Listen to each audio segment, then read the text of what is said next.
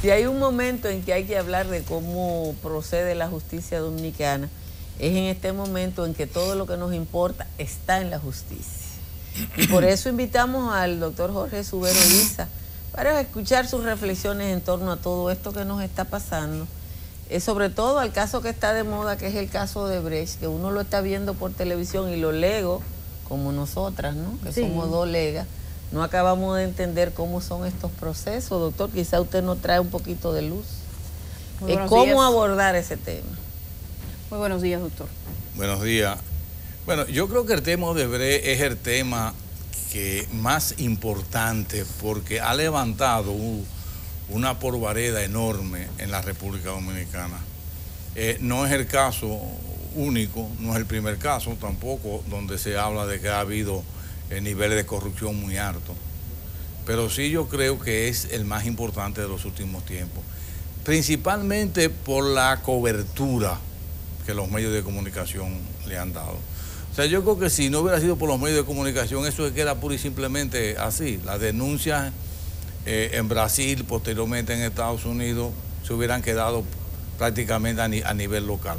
Sin embargo, la dimensión que ha adquirido ha motivado que las autoridades dominicanas, aunque tardíamente, de una manera o de otra, han procedido por lo menos a los procesos de investigación. ¿En qué culminará? ¿Cuál va a ser la terminación de esto? ¿Llegaremos a un feliz término? ¿Quedará satisfecha la población dominicana sobre eso? Yo digo que eso hay que verlo. Si me preguntan a mí, bueno, ¿y cuál ha sido la actuación de la Procuraduría General de la República? Yo creo que el Procurador General de la República ha hecho lo que ha podido hacer. No podemos olvidar que el Procurador General de la República es un empleado del gobierno central. O sea que tiene muchas limitaciones porque los sobornos, si es cierto que se han dado, todavía está por comprobarse, realmente han sido a funcionarios del gobierno, de estos o de los otros gobiernos. Pero de una manera o de otra hay un vínculo entre la Procuraduría General de la República y el Presidente de la República que tenemos necesariamente que tomar en consideración. En el día de domingo, el día 22, vimos una gran manifestación de este país. Nos gustaría una opinión suya sobre lo que pasó ese día. Luego vamos a hablar un poco de la impunidad en República Dominicana y de la corrupción, pero primero tener su impresión de lo que aquí ocurrió y qué lectura tiene eso, sobre todo para la justicia. Para mí ha sido la expresión popular de más arraigo y más contundente en los últimos años, con una característica que yo veo muy importante, y es que por primera vez el partido convocante por excelencia para las protestas ciudadanas, que era el PRD, permaneció ajeno. O sea, yo creo que nunca en los últimos años, yo creo que hace muchísimos años, no se había producido una convocatoria de esa naturaleza, un éxito tan extraordinario de esa marcha, en ausencia de una convocatoria de un partido como el PRD. Bueno, en el caso de la marcha fue un ejercicio ciudadano donde los partidos no estaban.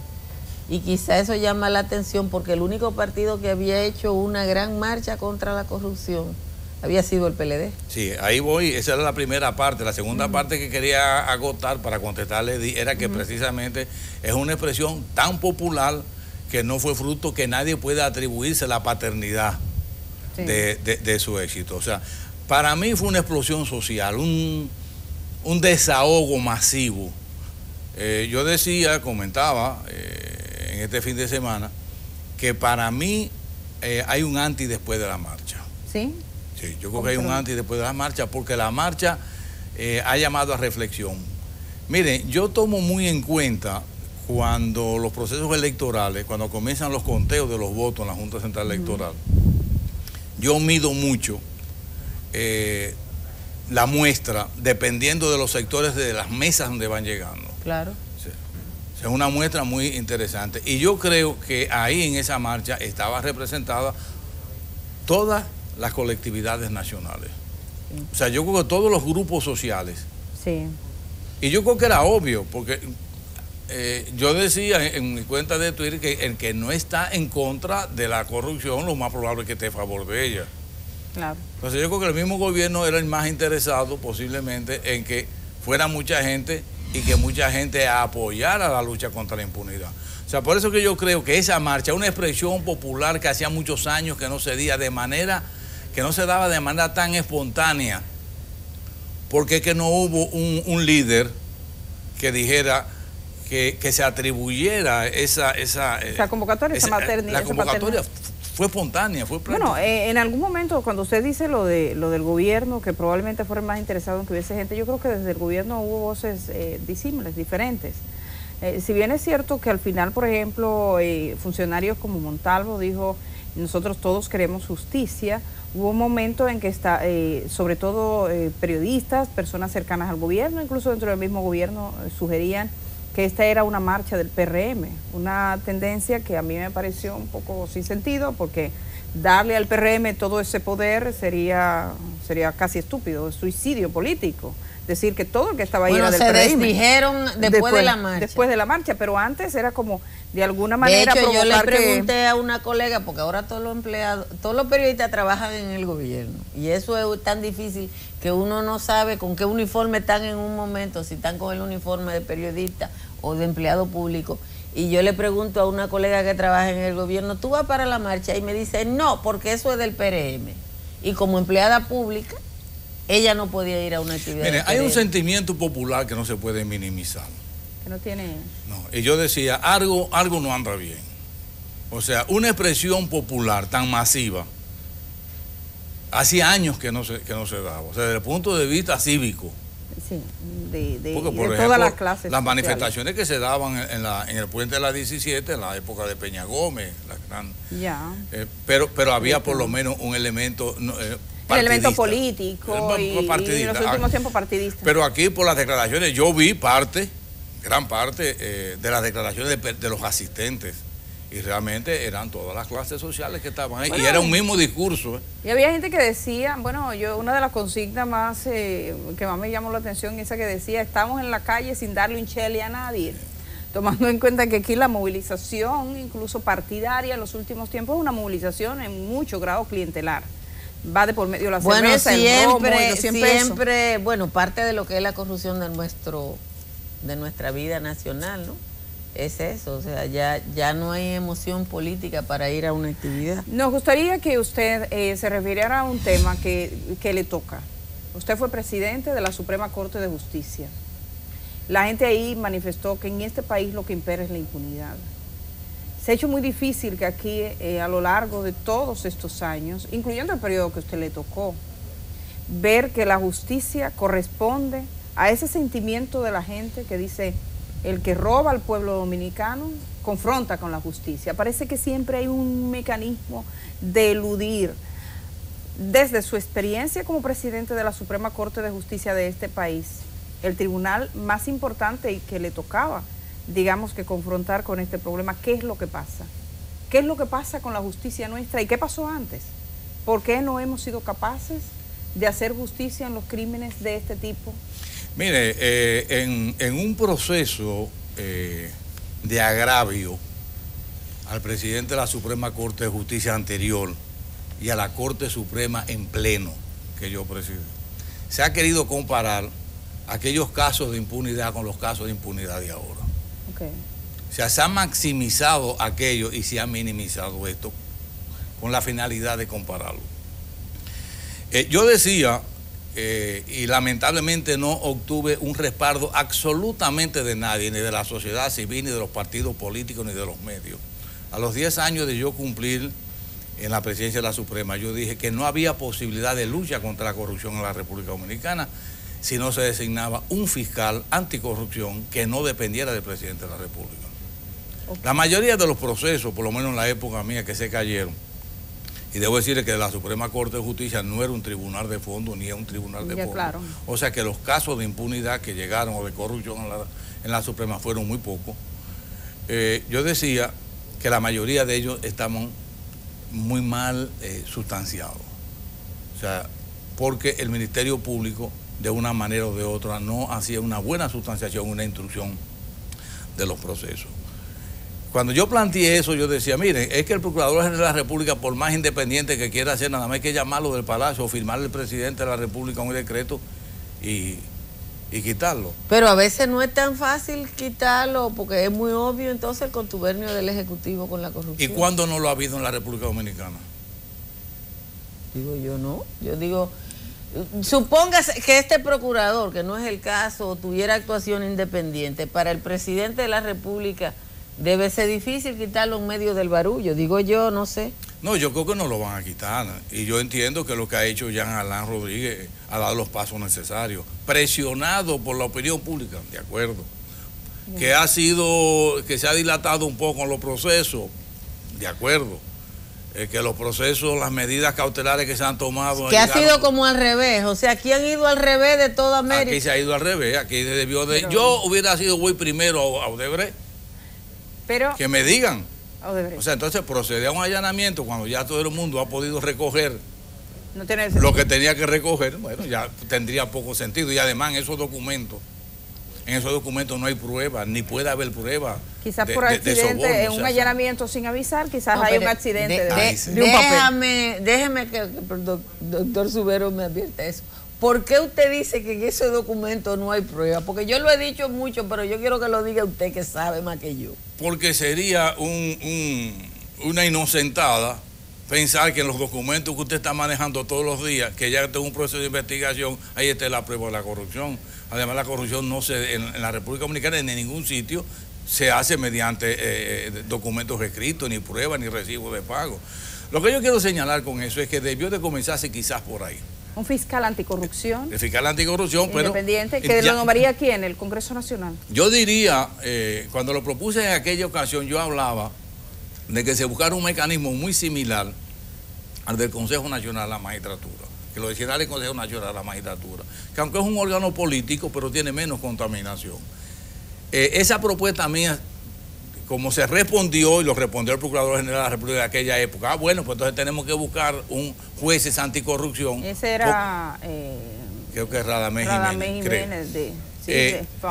Si se busca un fiscal anticorrupción, habría que buscar también jueces anticorrupción, porque tanta desconfianza tendría el fiscal como tendría... Pero bueno, todo el mundo sabe, a mí me tocó cubrir el área judicial y era común de los mensajes del presidente en determinados momentos, o sea, que el procurador es una persona que está bajo órdenes del presidente, todo el mundo lo sabe. Y de fiscales que solo una llamada de Palacio, o sea, se sabe que tienen esa gran presión. Desde ese punto de vista, usted considera que es el tema del fiscal anticorrupción, pero pareciera que falta más. ¿Usted considera que los jueces en el país han hecho lo suficiente, comprenden? Porque fíjese lo que pasó con la Suprema Corte de Justicia.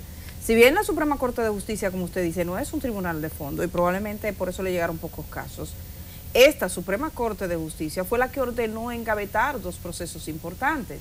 Es decir, que nunca tuvieron la posibilidad de llegar a un juez, porque la Suprema fue como un atrabanco, como dicen en el campo, y dijo, no, esto no se investiga. Error de la justicia y en este momento. Mire, yo he sido muy cauteloso en juzgar la actuación de las actuales autoridades del Poder Judicial. Yo sí puedo decir por la mía, y yo defiendo la posición, en todas las posiciones asumidas por la Suprema Corte de Justicia que yo presidí. Los casos de corrupción que llegaron, de corrupción directa, se juzgaron y muchos se condenaron. Ahí está el caso del Plan Renove, ahí está el caso del tráfico de personas. O sea, hay una cantidad de casos que nosotros juzgamos. Ahora, yo no estoy en condiciones ni quiero juzgar cuál ha sido el accionar de las actuales autoridades de la Suprema Corte de Justicia. El tema de eso, doctor Subero, y de la situación es que nosotros vivimos una sociedad, cuando usted se sienta ahí, se quejó del tránsito, ¿recuerda? Y yo le dije, bueno, es que el tránsito es esta sociedad. Es una sociedad sin ejemplo. Es una sociedad donde cada año matan 500 jóvenes porque están en el delito, y los que matan esos 500 jóvenes o los que ordenan la muerte de esos 500 jóvenes se sientan a comer con uno que se robó 500 millones y no hay problema. ¿Hasta dónde puede funcionar un sistema que solo condena el delito menor y que el gran delito, que es el que nos afecta a todos, casi lo aplaude? ¿Qué justicia el carajo es esta? Yo creo que es una frustración. O sea, eso, yo hablaba con el profesor Lidio Cadet hace unos instantes y yo le decía que el problema de la República Dominicana es que los valores con que nos criaron a nosotros no son los mismos que los valores que están criando ahora.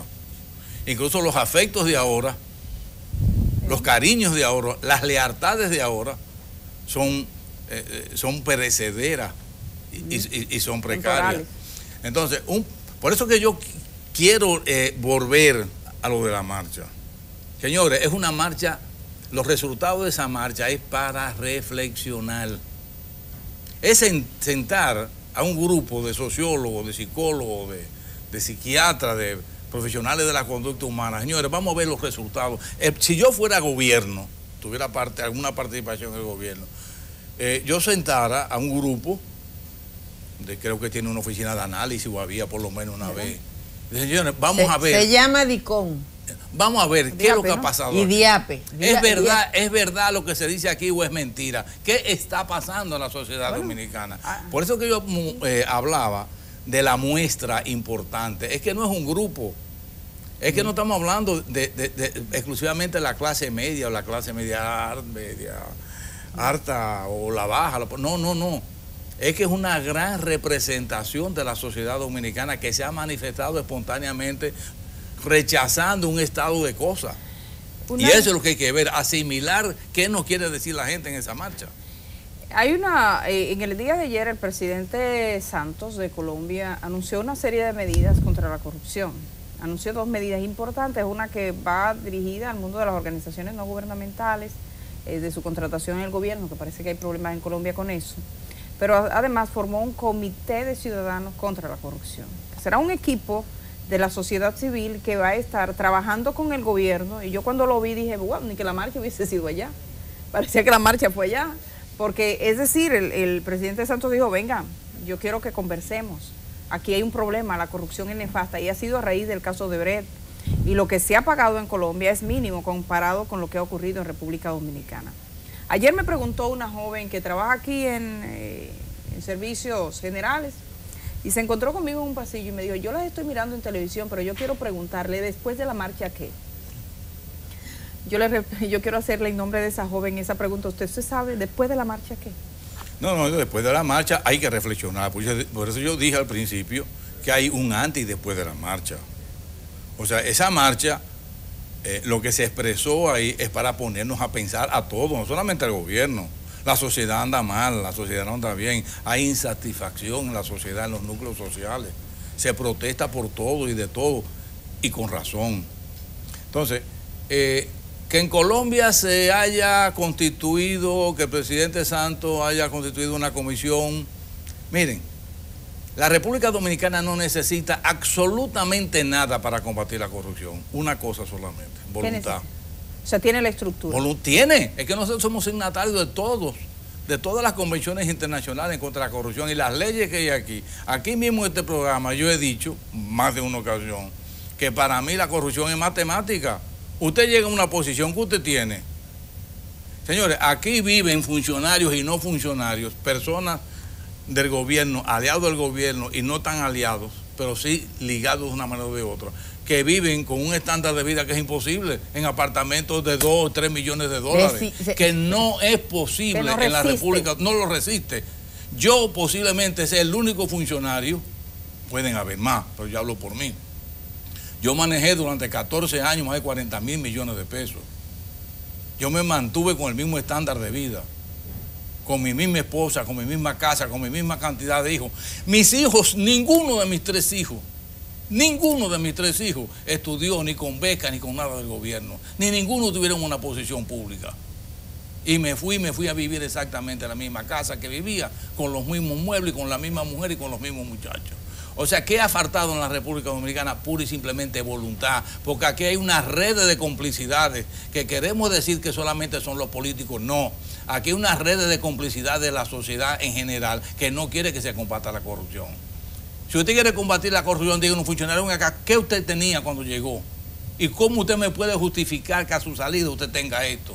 Que lo tenga directo o indirectamente.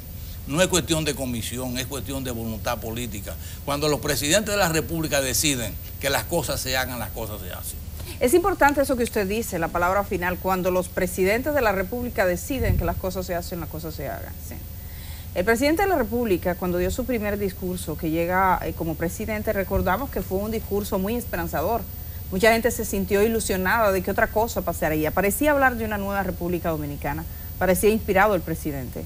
Poco tiempo después, cuando comenzaron aquellas protestas por todo el problema económico que se heredó de la administración anterior, el presidente tuvo una frase y fue la de decir: señores, no tiremos piedras hacia atrás, nuestra misión es ir hacia adelante. De ahí, yo lo único que recuerdo del presidente ha sido que sistemáticamente ha dicho que eso es un asunto de la justicia, hasta terminar cuando el embajador de Estados Unidos dio su declaración en noviembre del año pasado, diciendo: muéstrenme un caso, ¿dónde está la corrupción?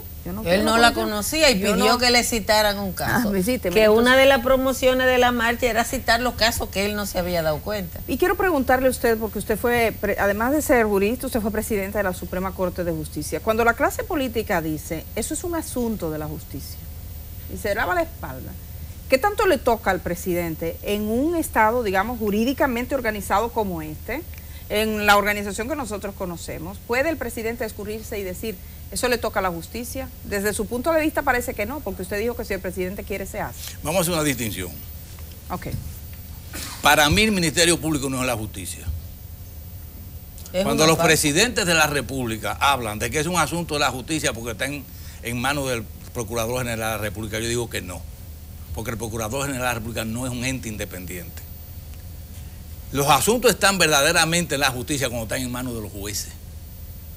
Cuando a mí me dice el presidente de la República, este o el otro o el que venga, que eso está en manos de la justicia debe decidir, yo creo que está respetando la separación de los poderes, pero cuando se refiere a los asuntos de que está apoderado los tribunales, no aquellos asuntos que tiene pendiente de investigación el Ministerio Público.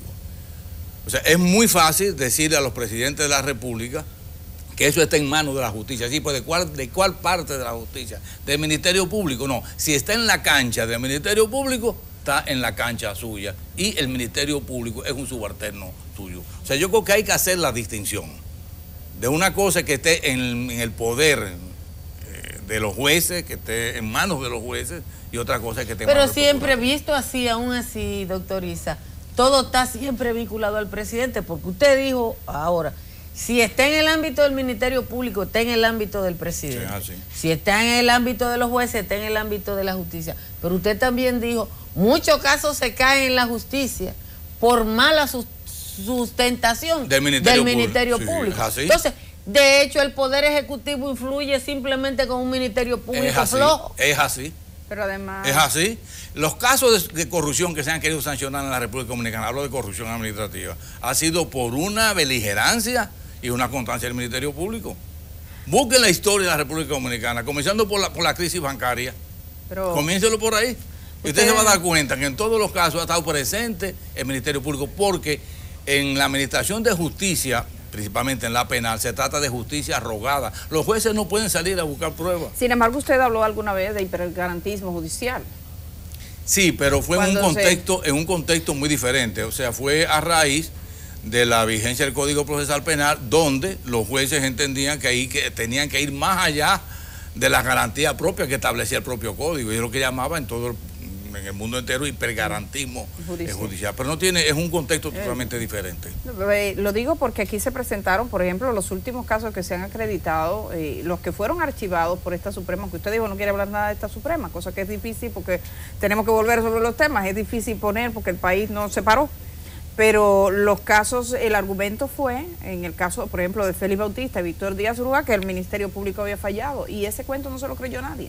De hecho, son de las personas más citadas en los carteles que salieron en la marcha. Entonces, el hipergarantismo en estos casos parece que ha seguido siendo una constante. Sí, pero no puede haber hipergarantismo en la corrupción. No. La corrupción tiene un ABC muy claro. Tiene un ABC muy claro en el sentido de que es que usted no puede exhibir bienes ni tener bienes que no pueda justificar con lo que usted reciba, con lícitamente usted reciba. Por eso hablaba que alrededor de funcionarios y de no funcionarios funciona también una clase que se hace millonaria a base a base de la impunidad y de La, la corrupción. la pregunta que le voy a hacer es de filosofía. Usted dice, y yo estoy de acuerdo con usted, que este aparato corrupto que incluye no solo a los políticos, sino que la sociedad dominicana participa de su conjunto, o una parte de la sociedad dominicana participa de su conjunto. ¿Hasta dónde? Esto que nos trastorna todo, porque aquí la corrupción es transversal. Tenemos problemas en la salud porque compran equipo dañado, tenemos problemas en la educación porque se hace la inversión indebida, tenemos problemas en el tránsito porque si nadie respeta nada y no hay quien nos diga que respeta porque la imagen de arriba es negativa. ¿A dónde va una sociedad que usted dice, bueno, los valores no son los nuestros? Escribe un televidente, sí, pero los ladrones son de su generación, dice un televidente. Entonces, ¿qué es lo que nos falta? ¿Para dónde vamos? ¿Qué camino tiene? No tenemos camino tampoco. Mire, a pesar de que yo, y lo comenté a principios de año, soy un hombre optimista, totalmente optimista, creo en la juventud, creo en los procesos. Sin embargo, hay una clase política que necesariamente hay que desplazarla. Que no tiene arreglo. No tiene arreglo. No es como decía un viejo en Ocoa, esto no tiene componte. La clase política actual hay que desplazarla, porque está totalmente contaminada. Entonces, ¿dónde vamos? Bueno, yo creo que tenemos que seguir haciendo manifestaciones de ese tipo, de la del domingo, expresiones populares realmente de reclamo de la sociedad, de qué es lo que queremos. Lo malo es que muchas veces los que estamos abajo, tan pronto llegamos, hacemos las mismas cosas tan mal hechas como los que desplazamos. Entonces, la sociedad dominicana necesita un giro, necesita de buenos ejemplos, yo no vislumbro en los próximos años ningún cambio, a menos que no haya un cisne negro, de lo que siempre Tony Raful habla, que aparezca un cisne negro que pueda mejorar las cosas. Pero ¿hasta qué punto esa sociedad que al parecer ha guardado silencio por demasiado tiempo, activándose como se activó y teniendo una actitud crítica y dejando de rendir honores a los ladrones y a los desmerecidos, porque aquí con eso se tiran la foto, el mejor ladrón, pero qué rico, y prefieren hacer así, se olvidan de dónde viene el dinero, porque disfrutan del dinero? Si esa sociedad cambia, ¿usted no cree que presiona? O sea, ¿qué tanto puede decirnos de que se ha producido un cambio en la sociedad dominicana, expresiones como la que hemos visto, frente al tema de la corrupción? Sí, no, yo creo que sí. Por eso que digo que esas expresiones, esas marchas, por ejemplo, y otras que puedan ocurrir, esas expresiones populares de rechazo, tienen que forzar un cambio. En la Revolución Francesa comenzó con la escasez de pan, y no bastó destituir a Luis XVI, eso no fue suficiente. Barrieron. Se siguió. Entonces, no pueden haber paliativos. O sea, yo creo que la sociedad dominicana debe enfrentar con coraje la situación actual. Yo creo que el presidente de la República, en el fondo, honestamente lo digo, si no dijera lo contrario, yo creo que está interesado en terminar un proceso, si lo termina en el 20, que yo lo dudo. ¿Cómo así? Que sea recordado como buen presidente. ¿Se va antes o se queda después? No, yo creo que se queda. ¿Se queda? Yo creo que sí. ¿Usted cree que el presidente quiere la reelección? Yo creo que sí. ¿Cómo va a ser? Si él no la quiere, él hay otros que la quieran y lo van a llevar a que la quiera. Y es un político. Y el que llega a político va a ser presidente de la República, y después que esté presidente de la República tratará de quedarse. ¿Eso implicaría que el presidente, que modifique se reforme de nuevo la Constitución? Se cambia también, otra vez se modifica. Aquí se cambió en una semana. Usted lo dice. El problema no es modificar la Constitución, aquí se modifica en 2 días. La Constitución. Sí. ¿Para eso basta qué? Voluntad de hacerlo. Voluntad de dinero. Voluntad, recursos económicos para hacerlo. ¿Y el gobierno tiene? Posiblemente el gobierno lo tenga. Para eso. Posiblemente lo tenga para eso. Y usted lo dice con mucha seguridad. ¿Usted cree que el presidente se queda en el 20? Hay gente que dice eso. Uno siempre se pregunta, ¿será verdad que Danilo Medina volverá a postularse en el 20? Lo que pasa es que yo siempre respondo como dice, si no lo hará. El presidente no se va a reelegir. No, yo creo que sí. Que se va a reelegir. Sí, yo no digo, no parte de mí la iniciativa. ¿Usted piensa Sino que yo respondo, no, yo creo que sí que se va va a reportar. El jurado que no... Principalmente que no tiene ya cuáles son los contrincantes que tiene, incluso su propio partido cada día más se va minimizando los contrarios. Es un partido que quedó sin líderes. O sea, ustedes no han observado que la sociedad dominicana se quedó sin liderazgo político. Bueno, hace 20 años, 25 años, usted podía buscar en cualquier partido político, en los 3 tradicionales, 5 o 6 personas que podían ocupar la presidencia de la República. Usted tiene que buscar muy bien ahora quién pudiera ser presidente. Entonces, bueno, pero y dado el contexto, esta misma situación que tenemos, el caso de Odebrecht, la presión que tiene el gobierno, los temas de corrupción con los que al parecer el presidente no contaba. Este es un presidente que vivió 4 años de luna de miel con este país, y yo creo que eso le inspiró y diciendo, no, el presidente tiene que quedarse, me lo dicen en los campos, en la ciudad, en los rincones, en las visitas sorpresa, donde quiera que me muevo, los dominicanos me dicen quédese, quédese, quédese, y que a raíz de tanta gente diciendo quédese, él decidió quedarse. Pero este gobierno está comenzando, es virgen, está iniciando, y ese no es el aire que se está respirando en el país. ¿Usted cree que aún así? Porque obviamente que el gobierno, pasados los años, va sufriendo un deterioro. Pero este fue muy brusco. ¿Usted? Mira, mientras el presidente de la República le sigan diciendo que él está haciendo la cosa bien, él va a estar entusiasmado. Él se lo va a creer, no importa. Él va a estar entusiamentado, y lo que pasa es que hay mucha gente opinando y hablando sin haber tenido nunca una posición. Hay que llegar a haber tenido en algún momento una posición de mando para ustedes saber lo que es el poder, lo que es mandar. Cuando yo llegaba a un sitio y me decía, esta es la actual, la mejor justicia, todo es esto, todo es así, todo es así. Usted no encontraba a nadie que le criticara lo que usted no quería. O sea, usted siempre buscaba a alguien que le dijera lo que usted quería decir. Entonces eso pasa con el presidente de la República, con este y con los demás. No hay en la República Dominicana absolutamente ninguna persona que esté más informada que el presidente de la República. El presidente de la República sabe todo lo que ocurre en la República Dominicana, lo bueno y lo malo. O sea, yo creo que el problema es de la clase política, que se ha deteriorado de una manera a punto prácticamente de desaparecer como tal. Bueno, doctor Jorge Subero Isa, yo quería preguntarle, esta entrevista está terminando, pero no quiero pasar por alto, preguntarle, ya desde el punto de vista jurídico, el caso de Odebrecht. El caso de Odebrecht ha llegado, es una multinacional que ha reconocido que ha dado sobornos en 12 países. República Dominicana se llevó la medalla de oro en el continente, porque es el segundo, aunque Venezuela está ahí, pero por nivel de población y todo, como decía CNN, es el segundo país con más sobornos. Ese contexto de intercambio, digamos, de información, de jurisdicciones, es un caso que se está juzgando en Brasil, que se hizo un acuerdo con Suiza y con Estados Unidos, que ha tenido Odebrecht que pagarle, resarcir económicamente a economías que no le robó. Ha tenido que pagarle más de 3.000 millones de dólares. Quisiera saber qué posibilidades tiene República Dominicana y los tratados internacionales de insertarse, de obtener los nombres de quienes son, de tener colaboración a nivel del Ministerio Público, jueces y demás de esos otros países. Dos cosas, nos vamos a conformar con que nos reembolsen o nos paguen el doble de lo que dice la ley, o además de eso vamos a querer los nombres de las personas involucradas, entre sobornantes y sobornados, e intermediarios también. Bueno, en el segundo caso, todo depende a quién se identifiquen como las personas que fueron sobornadas o que fueron beneficiarias de esos sobornos.